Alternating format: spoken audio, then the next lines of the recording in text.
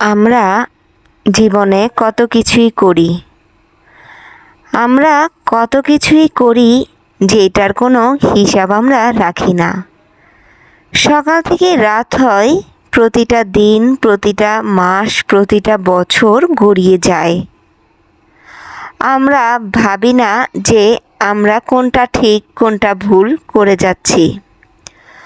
আমরা কত কিছুই না করি।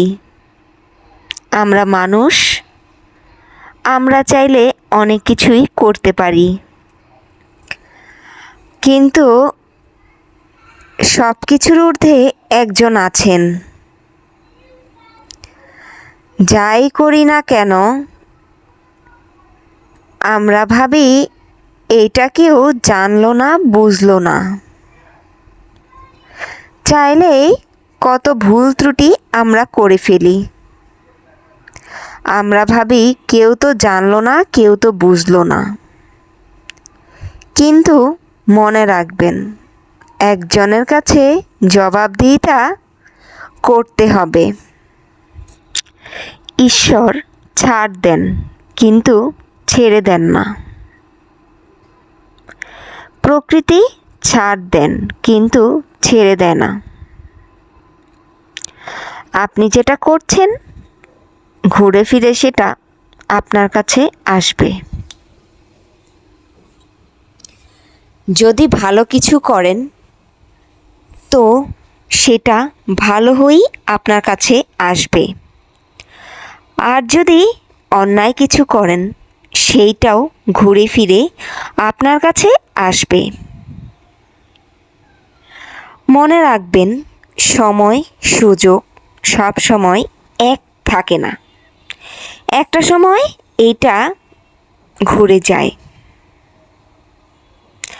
ভালো মন্দ নিয়েই মানুষের জীবন। আজকে যেটা করে যাচ্ছেন সেইটা কিন্তু একটা সময় আপনার দিকে ঘুরে ফিরেই আসবে। প্রকৃতি নিয়তি বলে একটা কথা আছে।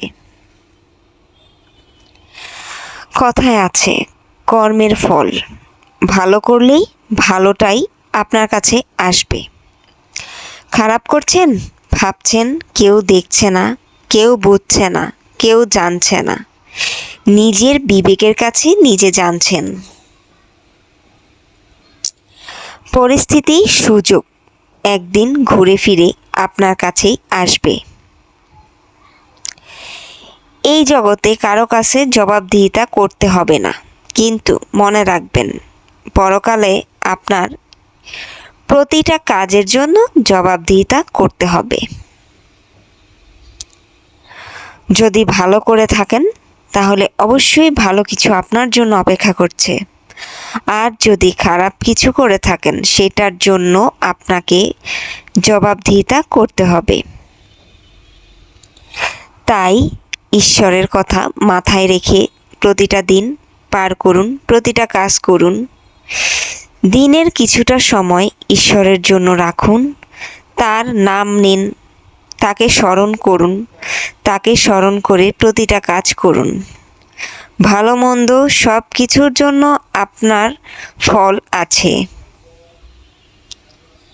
আপনি এই জগতে তা উপভোগ করতে না পারলেও পরকালে আপনার জন্য সব কিছুই থাকবে। সব কিছু মাথায় রেখেই করতে হবে। আপনি আপনার কর্মের ফল অবশ্যই ভোগ করবেন। এটাই বিধির বিধান, এটাই সত্য। তাই প্রকৃতি ছাড় দেয়, কিন্তু ছেড়ে দেয় না।